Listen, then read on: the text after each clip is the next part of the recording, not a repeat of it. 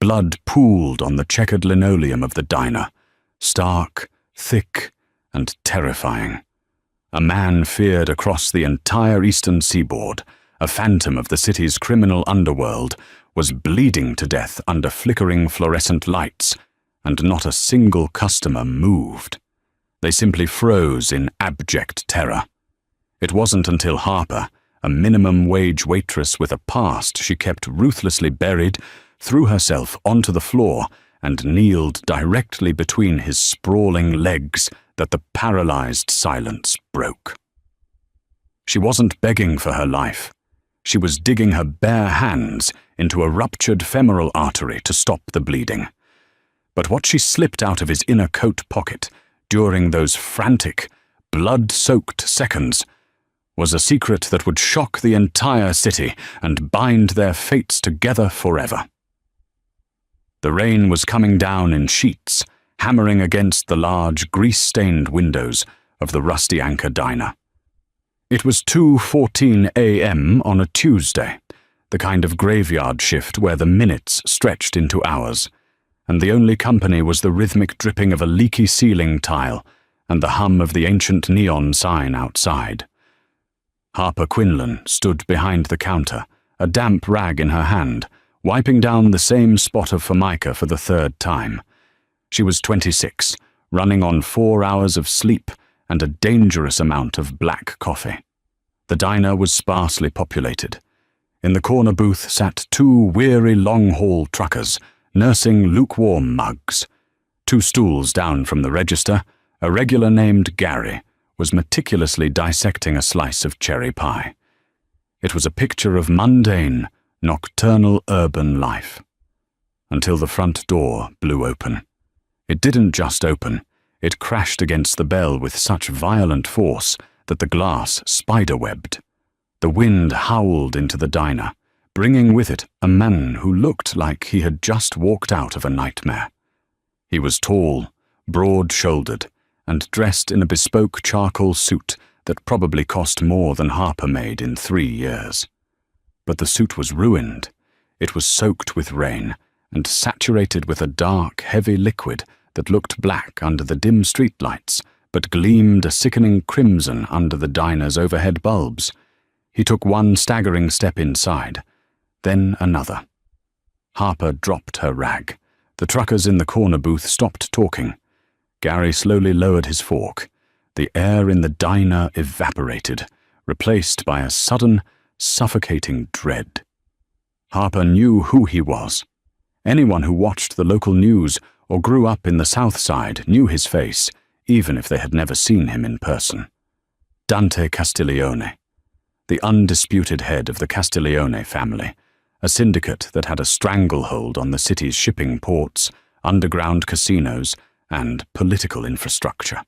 He was a man who traded in fear, a ghost who orchestrated empires from the shadows, and right now, the ghost was dying. Dante clutched his lower abdomen, his fingers stained dark. But the real danger was lower. A massive, horrifying tear ripped through the fabric of his suit trousers, high up on his right thigh. Blood wasn't just leaking, it was pulsing, spilling in rhythmic, terrifying spurts onto the checkerboard floor.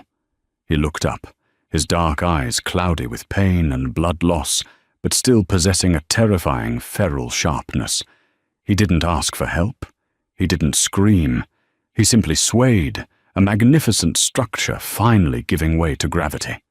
With a heavy, sickening thud, Dante Castiglione collapsed onto his back in the middle of the aisle. "Hey," Gary whispered, his voice trembling as he backed away from the counter, his hands raised, as if the dying man might suddenly leap up and shoot him. "Hey, we gotta get out of here." "Don't touch him," one of the truckers hissed, scrambling out of the booth and throwing a crumpled $20 bill on the table. "You know who that is? You get his blood on you, his people will kill you just for being there. The guys who shot him will kill you for helping him. We're gone." Panic, raw and infectious, swept through the diner. The 3 men didn't even look back.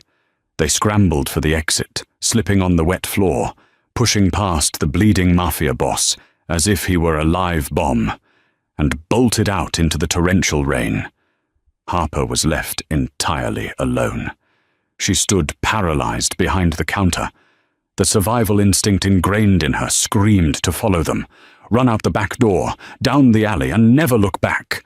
Dante Castiglione was a dangerous man, and the violence that had brought him to his knees was undoubtedly following him. But Harper looked at the floor. The pool of blood was spreading rapidly, creeping toward the base of the counter. It was a femoral artery bleed.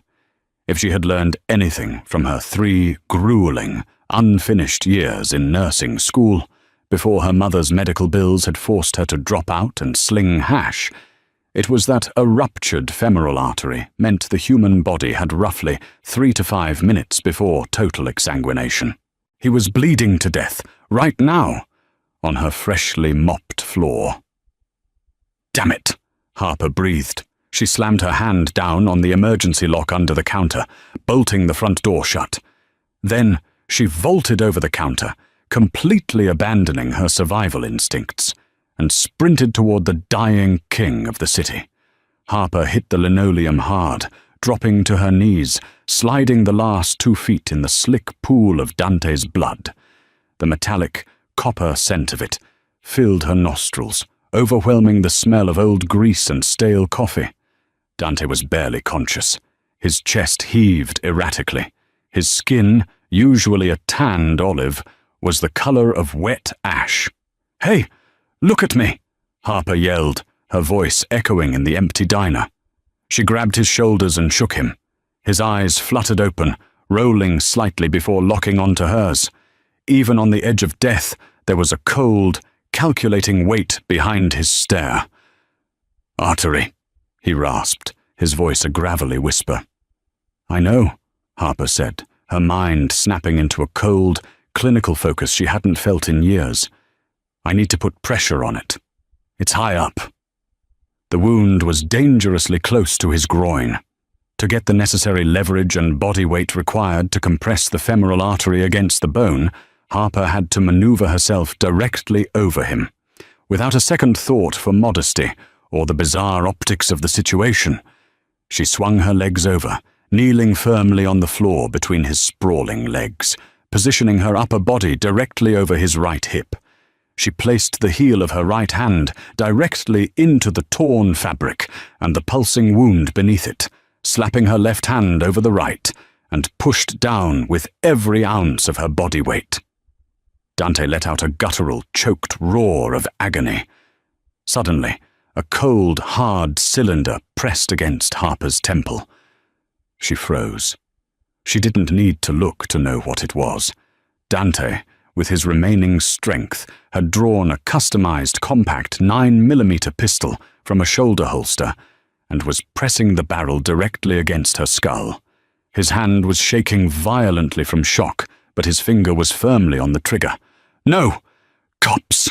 he choked out, blood bubbling at the corner of his lips. "No! Hospitals!" Harper kept her hands locked on his wound, not easing the pressure by a single fraction of an ounce. She looked down into his face, feeling the cold steel against her skin. She was terrified, but the adrenaline overrode the fear. "If you shoot me," Harper said, her voice eerily calm, "I fall over. The pressure stops. You bleed out in exactly 90 seconds, so put the damn gun down." Dante stared at her, his eyes searching hers for a bluff. He found none. Slowly his arm fell, the gun clattering onto the bloody linoleum. "Who are you?" he slurred, his eyelids drooping. "I'm the waitress trying to save your miserable life," Harper shot back. "I need a tourniquet. You got a belt?" "Suspenders," he mumbled. "Useless." Harper scanned the room frantically. She needed something strong. Her eyes landed on her own waist. She was wearing a thick, heavy-duty leather apron tie. With one hand maintaining absolute pressure on his wound, she used her teeth and her free hand to yank the thick leather strap loose from her waist. "This is going to hurt," she warned him. She slid the leather strap high up his thigh, just above the wound, looping it through itself. But she needed a windlass to tighten it. She grabbed the heavy metal handle of a broken ice scoop resting on the bottom shelf of the nearby counter, slid it under the leather strap, and began to twist. Dante's jaw locked. His body seized under her as the leather bit brutally into his flesh, cutting off the blood flow to the lower half of his leg. Harper twisted it twice, 3 times, until the awful pulsing beneath her hands finally slowed to a weak seep. She secured the metal handle against his leg, tying it off with the remaining leather. She slumped back on her heels, still kneeling between his legs, gasping for air. Her hands, her apron, her jeans were soaked in his blood. Dante's head lolled to the side. He was passing out. But before his eyes closed completely, he reached up with a blood-slicked hand and weakly grabbed the collar of her shirt. "Inside. Pocket," he whispered urgently. "Take it. Hide it. If Roman gets it, my family burns." "Who is Roman? What are you talking about?" Harper asked, her heart hammering against her ribs. "Take it," he demanded, his grip weakening. "Trust no one." Dante's hand fell away. His eyes rolled back, and he lost consciousness. Harper stared at his unmoving face. She reached a trembling hand into the inner breast pocket of his ruined suit jacket. Her fingers brushed against cold metal. She pulled it out. It was a heavy, platinum money clip, but there was no cash in it. Instead, clamped tightly inside the metal, was a micro SD card and a torn piece of a photograph. Harper flipped the photograph over. Her breath hitched in her throat. The world seemed to stop spinning. The torn photo was of a young woman, smiling warmly. It was a picture Harper had kept on her own nightstand for the last 5 years. It was a picture of her younger sister, Lily. Lily, who had died in a supposed hit-and-run accident 3 years ago. An accident the police had never solved. Why did the head of the Castiglione Mafia family have a picture of her dead sister hidden next to his heart? Before Harper could even begin to process the shock, the low, powerful rumble of engines vibrated through the diner's floorboards. Through the cracked glass of the front door, Harper saw 2 black SUVs slide to a halt in the rain-swept parking lot. The headlights cut through the darkness, illuminating the diner. 4 men stepped out into the storm. They weren't cops. Cops didn't wear long black trench coats, and cops didn't carry suppressed submachine guns openly in the street. These were the cleaners. Whoever had shot Dante Castiglione had come to make sure the job was finished. Harper had exactly 30 seconds. The shock of seeing Lily's photo instantly converted into pure, unadulterated survival instinct. She shoved the platinum clip and the photo deep into her bra, against her skin. She looked at Dante's massive, unconscious frame. She couldn't fight 4 armed hitmen, and she couldn't leave him out in the open. If they found him, they'd put a bullet in his head, and then they'd put one in hers for being a witness. "Get up," she hissed, though she knew he couldn't hear her. She grabbed him under the armpits. He was dead weight, easily 200 pounds of solid muscle. Gritting her teeth, Harper used her legs, leveraging all the strength she possessed, and dragged him backward. His expensive shoes dragged through his own blood, leaving a horrifying, wide smear across the linoleum. She dragged him behind the main counter, pulling him toward the back swinging doors that led to the kitchen and the pantry. Her muscles burned, her lungs screaming for oxygen. She kicked the swinging door open, hauled him over the threshold, and dragged him into the cramped, dark, dry storage pantry. She propped him up against a stack of flour sacks, ensuring his wounded leg remained elevated. In the dark, she pressed 2 fingers to his neck. A pulse. Weak, thready, but there. "Don't die on me," she whispered to the shadows. "You owe me an explanation." The bell above the front door jingled violently. Harper froze, They had shot the lock off. She backed out of the pantry, softly pulling the door shut behind her. She was now in the main kitchen, separated from the front diner by a narrow hallway and the swinging doors. "Clear the front," a deep, gravelly voice echoed from the diner. "Blood trail," another voice replied. "Massive, he's here. He didn't walk out of this." Harper looked down at herself. She looked like a butcher. If they saw her like this, the game was over. She frantically stripped off her blood-soaked apron and shoved it into the commercial trash can, covering it with coffee grounds. She washed her hands in the industrial sink, scrubbing the red from her skin with scalding water and steel wool in frantic silence. She splashed water on her face, grabbed a clean apron from the hook and tied it around her waist. It was a pathetic disguise, but it was all she had. She pushed through the swinging doors, stepping back into the diner just as two men rounded the counter, their weapons raised. Harper let out a perfectly timed, terrified scream, dropping a stack of plastic menus she had grabbed on her way out.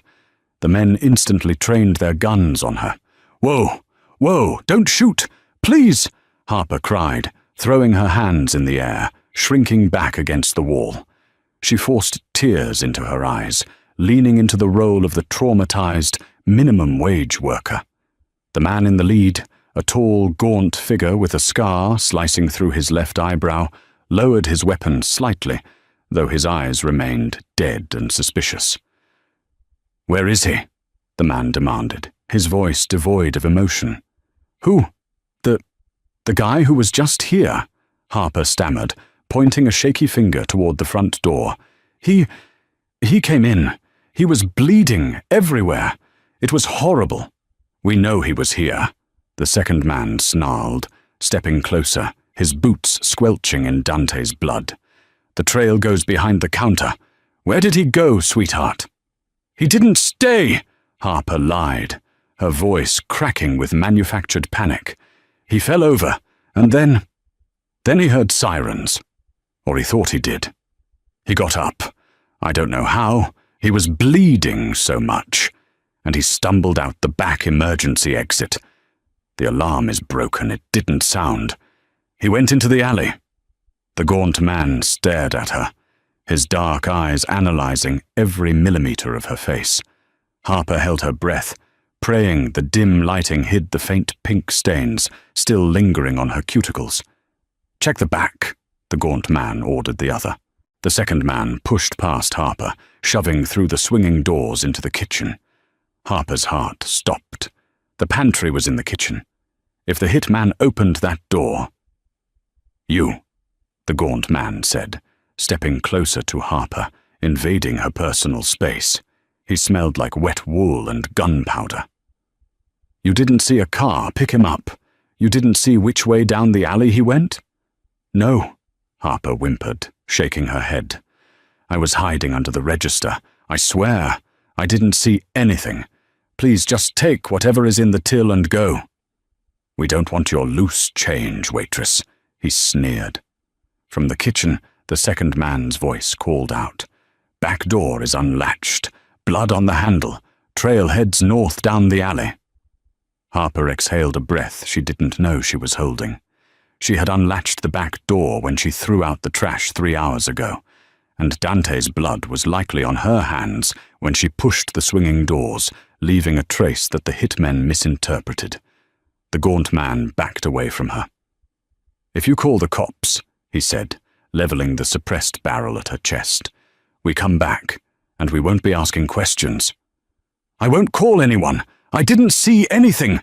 Harper cried. The two men turned and swiftly exited the diner, melting back into the stormy night. The SUVs roared to life, their tires screeching against the wet pavement as they sped off toward the northern end of the alley. Harper stood rooted to the spot for a full minute, ensuring they were truly gone. Only when the taillights faded into the rain did she let her arms drop. Her knees buckled, and she slumped against the counter, gasping for air. She had just lied to a Mafia hit squad. She was harboring the boss of the most dangerous crime family in the city, and she was holding a piece of evidence that directly linked him to her dead sister. Harper pushed herself off the counter. The fear was gone now, replaced by a cold, burning need for answers. She walked back into the kitchen, pulled open the pantry door, and looked down at the unconscious Mafia boss. "You're going to live, Castiglione," Harper whispered, her eyes hardening as she felt the metal clip pressing against her skin. "Because you have a lot of explaining to do." The air inside the dry storage pantry was thick with the scent of raw onions, damp cardboard, and the metallic tang of Dante Castiglione's blood. The single overhead bulb flickered, casting long, erratic shadows across the small, windowless room. Harper knelt on the cold concrete floor, her breathing ragged, staring at the man who effectively owned the city's underworld. Dante's head was tipped back against a 50-pound sack of flour, his face a mask of pallid, waxen grey.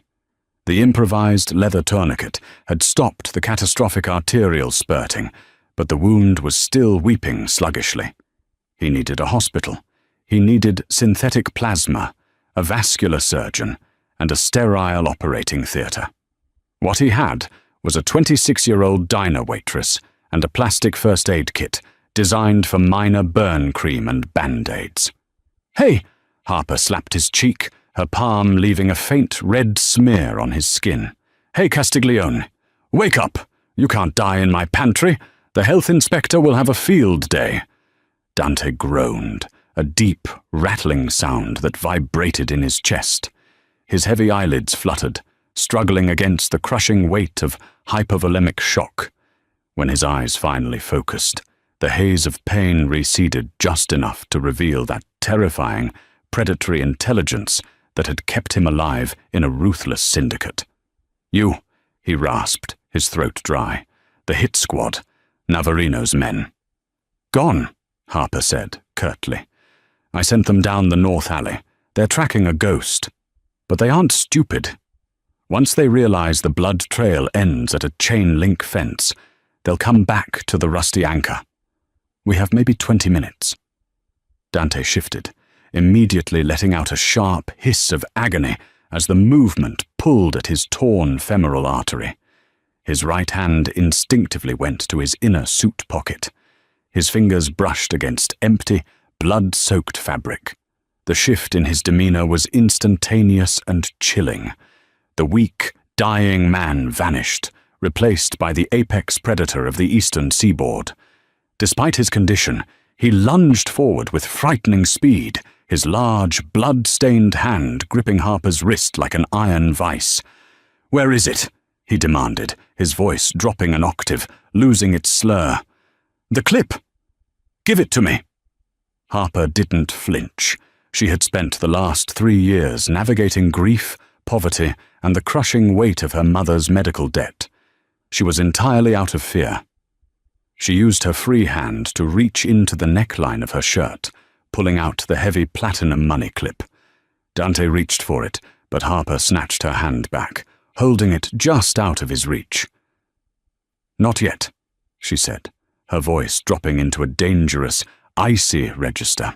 She unclipped the metal, letting the micro SD card fall into her palm, and then she held up the torn photograph. "You are going to tell me exactly why the head of the Castiglione family is carrying a picture of my dead sister next to his heart." Dante's dark eyes locked onto the photograph. For a fraction of a second, the hardened Mafia boss looked genuinely haunted. The rigid lines of his face softened, betraying an exhaustion that went far deeper than his physical wounds. "Lily," he whispered, the name carrying a heavy, mournful weight in the cramped pantry. Harper's breath hitched. Hearing him say her sister's name felt like a physical blow. "You knew her." "How did you know her?" "The police said it was a random hit-and-run on Blackwood Avenue, a drunk driver who fled the scene." "There are no random accidents in this city, Harper," Dante said, his voice straining. He let go of her wrist, leaning heavily back against the flour sacks. Harper froze. You know my name." "I know everything about you," Dante replied, his breathing growing shallow again. "I know you dropped out of the Penn State nursing program 3 years ago when your mother was diagnosed with stage 4 pancreatic cancer. I know you work double shifts at this diner and pick up weekend shifts at the laundromat on 5th Street to pay off the $200,000 in medical debt she left behind. And I know that you have spent every Sunday for the last 3 years putting white carnations on an empty grave." "Empty?" Harper whispered, the word barely escaping her lips. The cold concrete beneath her knees suddenly felt like ice. "What do you mean, empty?" Dante closed his eyes, his head lolling slightly to the side. "Roman Navarino, my underboss, the man who just sent 4 cleaners to butcher me in your diner. 3 years ago, Roman was running a massive, off-the-books money laundering operation through the Oak Haven Port Authority. He was skimming from my family, and he was using a junior forensic accountant at the firm we kept on retainer to cook the books." "Lily," Harper breathed, the horrifying puzzle pieces snapping together in her mind. Her sister had been brilliant with numbers. She had just landed a junior partnership at a prestigious downtown firm. "She was smart," Dante continued, his voice growing fainter. "Too smart. She figured out what Roman was doing. She found the offshore routing numbers. She found the digital paper trail. Instead of going to the police, who Roman already owned, she tried to blackmail him. She wanted enough money to pay for your mother's experimental treatments." Harper felt sick, the edges of her vision blurred. Lily had always been fiercely protective. She had always promised she would find a way to save their mother. "Roman didn't negotiate," Dante said bitterly. "He ordered a hit, the hit and run on Blackwood Avenue." "You said the grave was empty," Harper interjected, grabbing Dante's lapels, shaking him slightly to keep him conscious. "If Roman ordered the hit, why is the grave empty?" Dante's eyes snapped open, locking onto hers with a fierce, burning intensity. "Because I got to her first. I intercepted Roman's men. I staged the wreckage. I paid off the medical examiner, Mayor Richard Tremblay, and the responding officers to seal the records. I made Roman believe he had succeeded. I made the whole city believe Lily Quinlan was dead." Harper's mind reeled, threatening to detach completely from reality. She's alive. Lily is alive." "Yes," Dante breathed, a ghost of a grim smile touching his lips. "But Roman found out. Yesterday. He found out she's alive, and he found out she still has the ledger, the digital proof of his treason against my family, and the proof that could put Mayor Tremblay in federal prison for the rest of his life." Dante weakly pointed a trembling finger at the micro SD card in Harper's palm. "That card," Dante gasped, his face turning an even more dangerous shade of grey. "That is the decryption key. Without it, Roman can't access his stolen funds. And he can't erase the evidence. He needs it to survive the war he just started tonight. He shot me to get it. If he gets that card, he will find Lily, and this time he will make sure she doesn't survive." The heavy silence of the pantry was shattered by the sound of distant sirens wailing through the rainy night. They were getting closer. "We have to move," Dante wheezed, his eyes rolling back. "Get me out of here, Harper, or we both die tonight." Panic, cold and sharp, finally pierced through Harper's shock. Lily was alive. Her sister, the girl she had mourned for over 1,000 agonizing days, was breathing out there somewhere in the world, and the bleeding Mafia boss, slumped against the flour sacks, was the only person who knew where she was. "Don't you dare pass out on me, Castiglione!" Harper barked, her nursing instincts brutally overriding her emotional collapse. She shoved the SD card and the photo deep into her front jeans pocket. She grabbed Dante's left arm, hauling it over her shoulders. "On 3, you are going to use your good leg, and you are going to push. 1, 2, 3. With a synchronized groan of exertion, Harper lifted. Dante, fueled by pure adrenaline and the desperate will to survive, pushed off the concrete with his uninjured left leg. He was massive, his weight crushing her, but they managed to stand. "Back door," Harper grunted, buckling slightly under his bulk. They hobbled out of the pantry, through the dimly lit kitchen.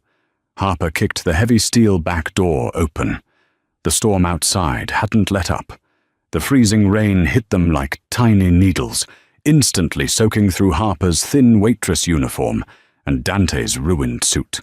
The alley was pitch black, save for the weak, amber glow of a distant street lamp. Harper's car, a rusted, barely functional 1998 Honda Civic, was parked next to the industrial dumpsters. "Keys," Harper muttered, fumbling with one hand in her apron pocket while trying to keep Dante upright. She finally fished them out, unlocked the passenger door, and practically shoved Dante into the seat. He collapsed inward with a suppressed cry of agony, his head resting against the fogged glass. Harper sprinted around to the driver's side, threw herself into the seat, and jammed the key into the ignition. The old engine sputtered, coughed, and finally roared to life, sounding more like a dying lawnmower than a getaway vehicle. "Where to?" Harper demanded, throwing the car into drive. She didn't turn on the headlights, keeping the car entirely dark as she navigated the narrow, trash-strewn alleyway. "Oakhaven," Dante slurred from the passenger seat. His hand was resting weakly over the leather tourniquet on his thigh. "Old veterinary clinic. Corner of Elm and Ninth. It's an off-the-books safe house. Roman doesn't know about it." Harper slammed on the gas, the tires spinning on the slick, rain-soaked pavement before catching traction. She rocketed out of the alley, instantly blending into the sparse, late-night traffic of the industrial district. The drive was a nightmare of tension. The rain lashed against the windshield, the Civic's failing wiper blades doing little to clear the view. Every pair of headlights in the rearview mirror made Harper's heart slam against her ribs. She was convinced every black SUV was Roman Navarino's hit squad, circling back to finish the job. "Keep pressure on it," Harper ordered, glancing at Dante. Blood was beginning to seep through the heavy leather of her apron tie. The makeshift tourniquet was slipping. Dante didn't respond. His eyes were closed, his breathing terrifyingly shallow. "Dante, keep pressure on the wound," Harper yelled, reaching across the center console and slapping his shoulder. He jolted awake, his eyes wild and disoriented for a moment, before recognizing her. He weakly pressed both hands over his thigh. I'm bleeding out, Harper." "You are not bleeding out in my Honda, Castiglione. The upholstery is already terrible," Harper snapped, trying to inject some levity into the suffocating atmosphere, though her voice shook. "You're tough," Dante murmured, a faint, genuine respect coloring his fading voice. "Lily said you were the strong one. She said you held the family together when your father left." "Stop talking about her in the past tense," Harper said sharply, gripping the steering wheel so tightly her knuckles turned white. "Where is she? If you faked her death, where did you hide her?" "Safe," Dante whispered. "Montreal, under the protection of the Rizzuto family. They owe me a debt. She's been living under the name Sarah Bennett. She writes you letters." Harper hit the brakes hard as a stray dog darted across the wet street. The car skidded, fishtailing slightly before she regained control. "Letters? I never got any letters." "I intercept them," Dante confessed, his voice heavy with guilt. "I have my people collect them from a P.O. box in upstate New York. I couldn't risk mailing them to you. If Roman's men intercepted the mail, if they realized Lily was alive and reaching out to you, they would have tortured you to find her." Tears, hot and furious, suddenly spilled over Harper's eyelashes, mixing with the rain on her face. For 3 years she had visited a gravestone. For 3 years she had drowned in guilt, believing she hadn't protected her little sister. And all this time, Lily was alive, writing to her, and this Mafia boss had been hoarding her words in the dark. "You had no right," Harper choked out, her voice breaking. "You let me mourn her. You let me bury an empty box." "I kept you alive," Dante fired back, a sudden surge of strength entering his voice. "Roman Navarino is a butcher, Harper. He skins his enemies alive. He burns their families in their beds to make a point. If you knew she was alive, you would have looked for her. You would have left a trail. And Roman would have found you both." The harsh truth of his words settled over the small car like a suffocating blanket. Harper knew he was right. She would have torn the earth apart to find Lily. They turned onto Elm Street, the neighborhood plunging into darkness. The streetlights here had been shot out or broken years ago. Oakhaven was a forgotten district, a graveyard of rusted warehouses and abandoned storefronts. "There," Dante pointed weakly. Ahead, nestled between a boarded-up pawn shop and a collapsed parking garage, was a small, unassuming brick building.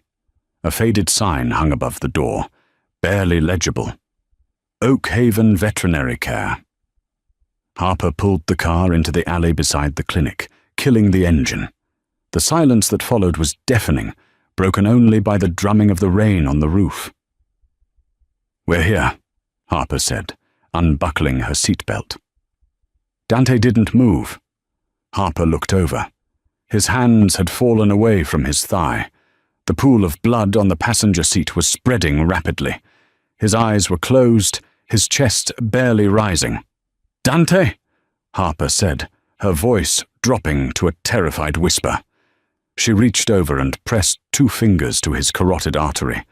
The pulse was there, but it was incredibly faint, fluttering like a dying bird. He had lost too much blood.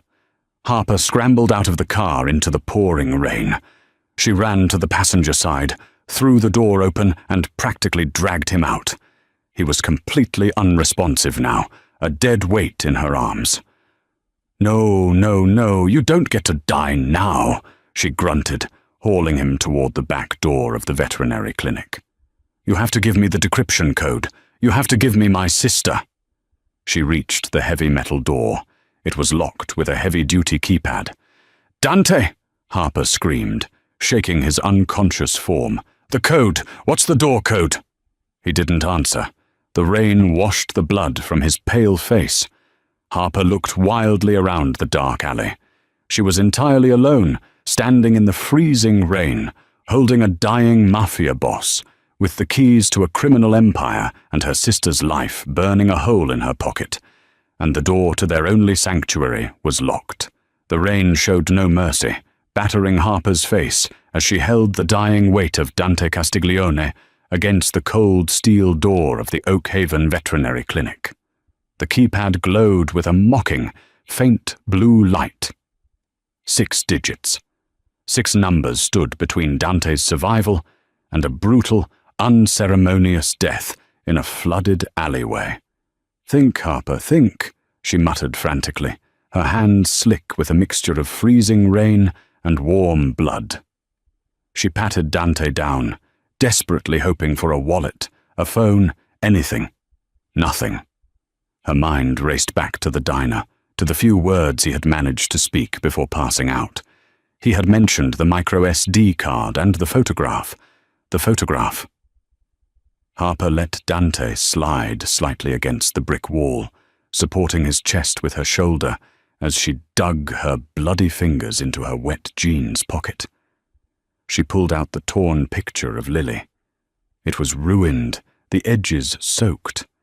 But as she flipped it over under the dim amber street lamp, she noticed faint, faded ink in the corner.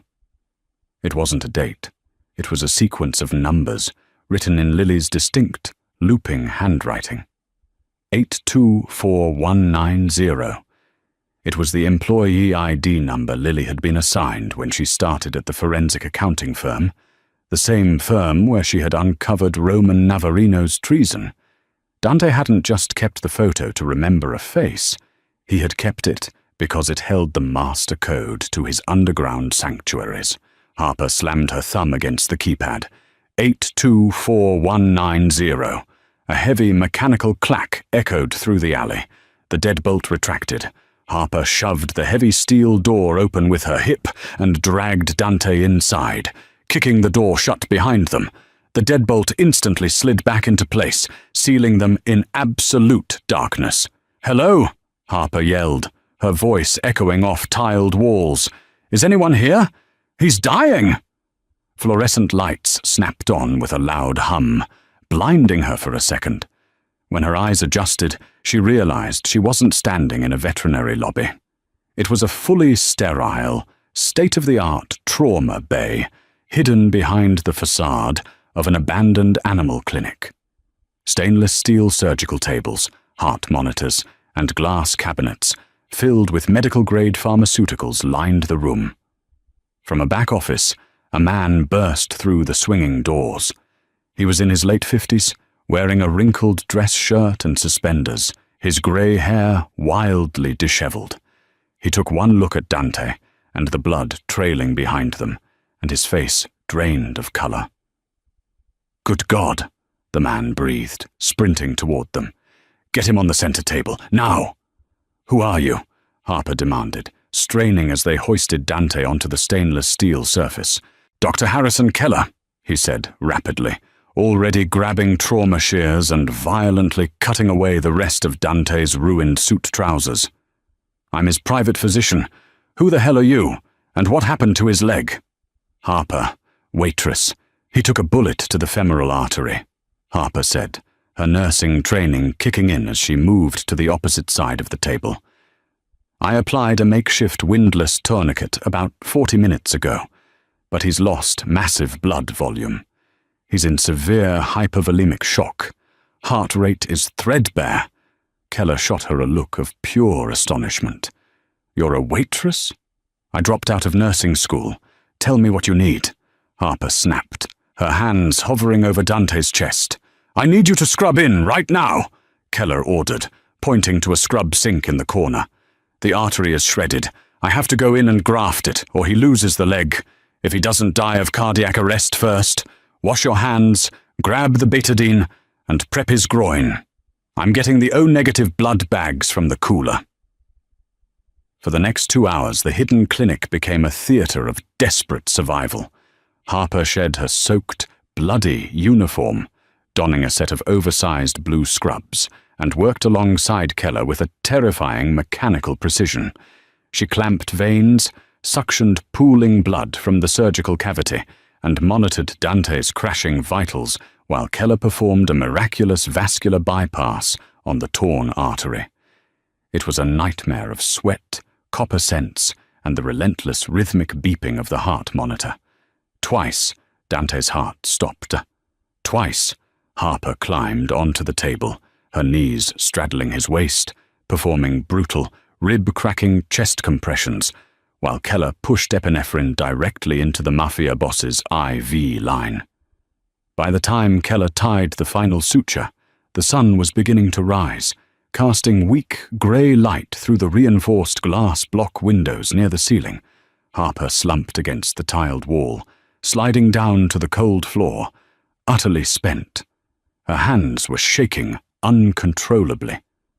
Dante lay on the table, pale as a ghost, an oxygen mask over his face, but his chest was rising and falling in a steady, independent rhythm.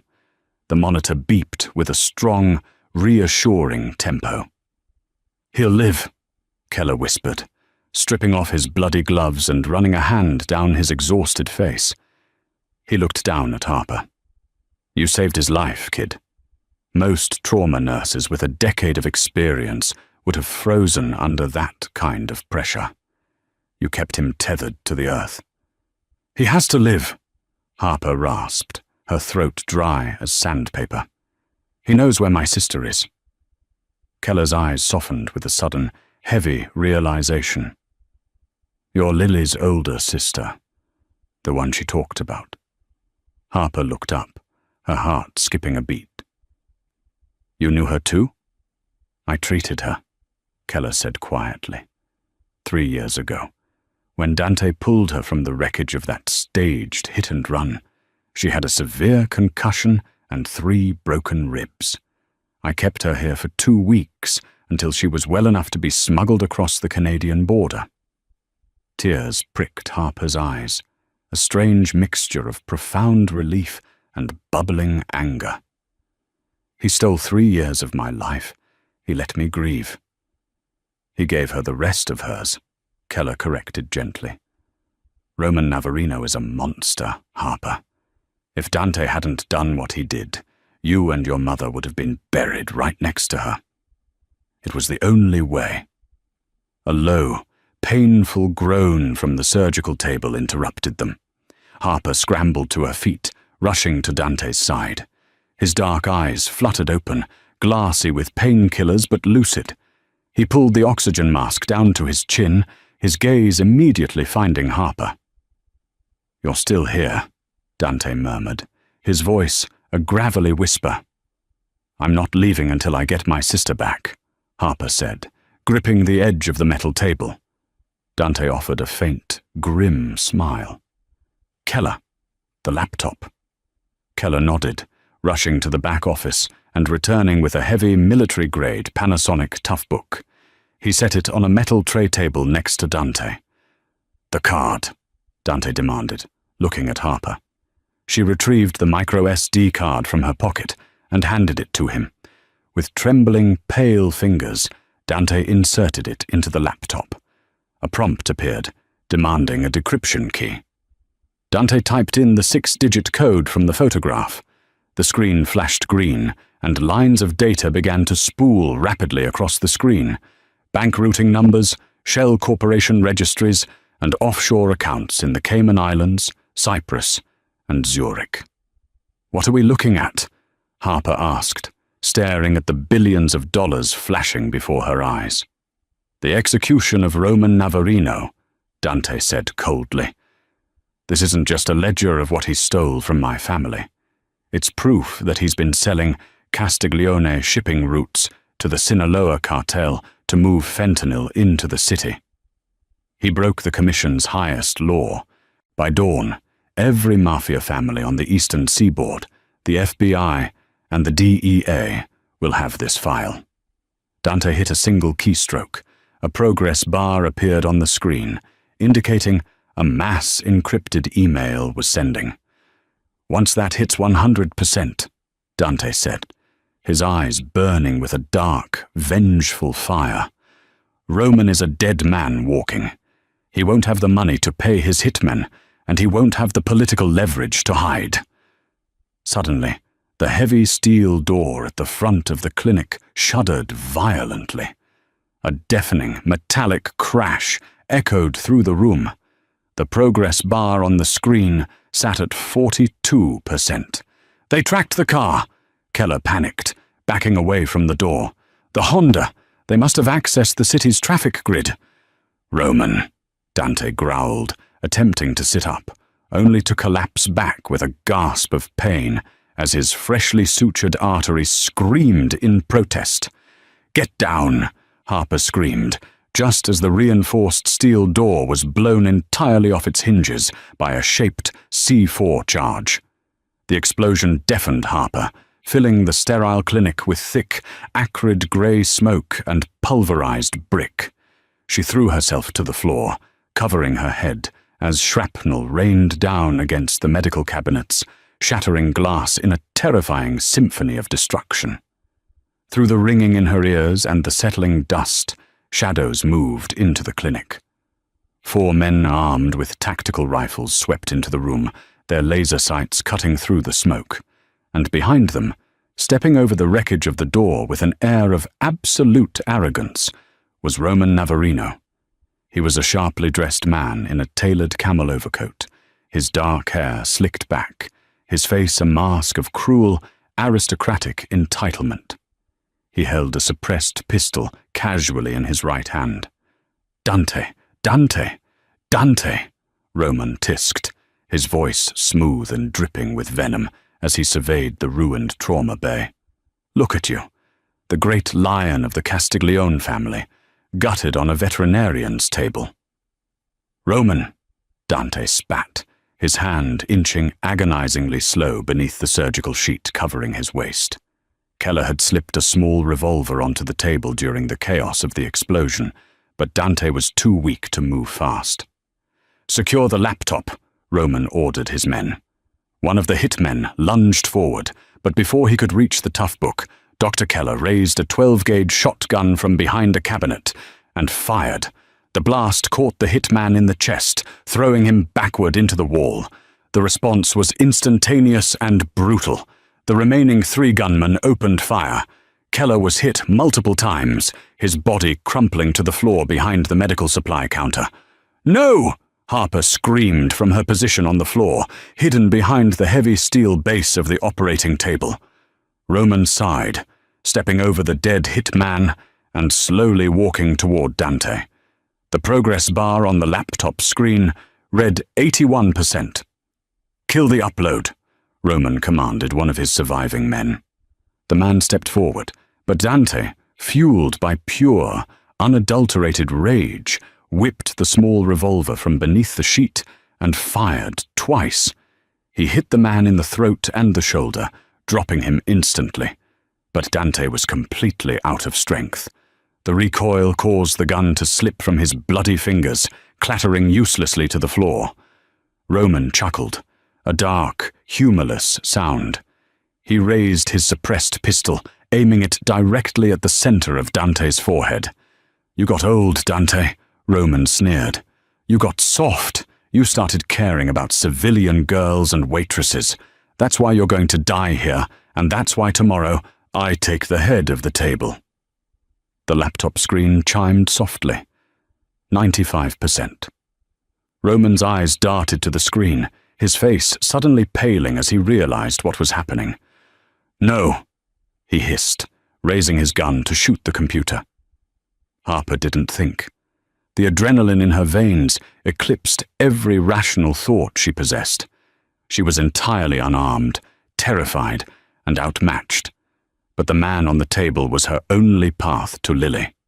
From her crouched position behind the table, Harper grabbed a heavy, solid steel IV pole. With a feral scream that tore at her throat, she vaulted upward, swinging the heavy metal base of the pole like a baseball bat directly at Roman's head. The heavy steel connected with a sickening crack against Roman's temple.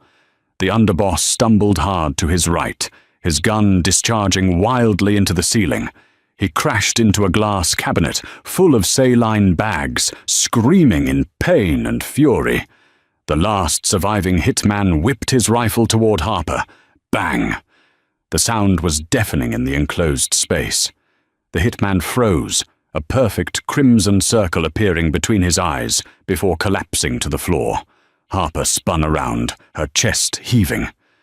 Dante had pushed himself off the table, leaning heavily against it, his surgical wound tearing open and bleeding through the white sheets. He had retrieved a fallen hitman's pistol from the floor. His eyes were cold, lifeless, and entirely focused on Roman. Roman groaned, trying to push himself up from the shattered glass, blood pouring down the side of his face. He reached frantically for his dropped weapon. "It's over, Roman," Dante said, his voice void of any emotion. Ding! The laptop chimed brightly. The screen flashed. "Upload complete. Data distributed." Roman froze, staring at the screen in absolute horror. You just killed us all. The cartel will burn the city to the ground to cover their tracks." "They'll burn you," Dante corrected coldly. "I'm already a ghost." Dante didn't hesitate. He pulled the trigger. The bullet struck Roman squarely in the chest, throwing him backward. The traitorous underboss hit the floor and didn't move again. Silence, heavy and absolute, crashed back into the clinic, broken only by the sound of rain pouring through the blown-out doorway. Harper stood frozen, the steel IV pole still gripped tightly in her trembling hands. She stared at the carnage, at the bodies, and finally, at Dante. He dropped the gun, his strength completely failing him, and collapsed back onto the surgical table, his breathing dangerously ragged. Harper dropped the pole. The terror vanished, replaced by the sheer, stubborn will to keep him alive. She rushed back to his side, grabbing gauze from a spilled tray and pressing it fiercely against his bleeding hip. "You don't get to die," Harper yelled, tears freely falling down her cheeks. "The upload finished. You won. Now you owe me a trip to Canada. Do you hear me, Castiglione?" Dante looked up at her, a profound, undeniable respect, and something dangerously close to awe shining in his fading eyes.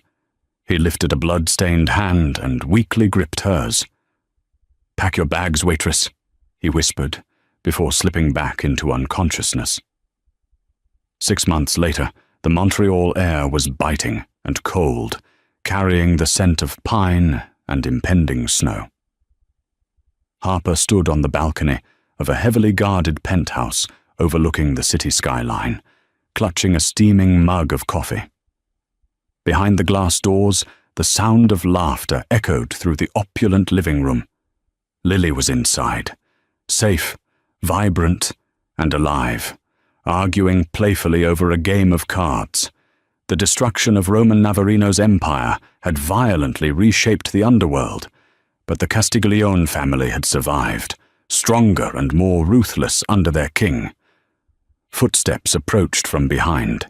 Dante, walking with a slight, permanent limp and leaning on a silver-tipped cane, stepped onto the balcony. He wrapped a thick wool coat over Harper's shoulders, his presence a heavy, comforting heat against the Canadian chill. The waitress who had kneeled in his blood was gone. In her place stood a woman who understood the shadows, bound to the Mafia boss by a violent, unbreakable loyalty. He kissed the crown of her head, entirely at her mercy. "Ready to go back inside?" he murmured. Harper leaned into him, her gaze fierce. "Always."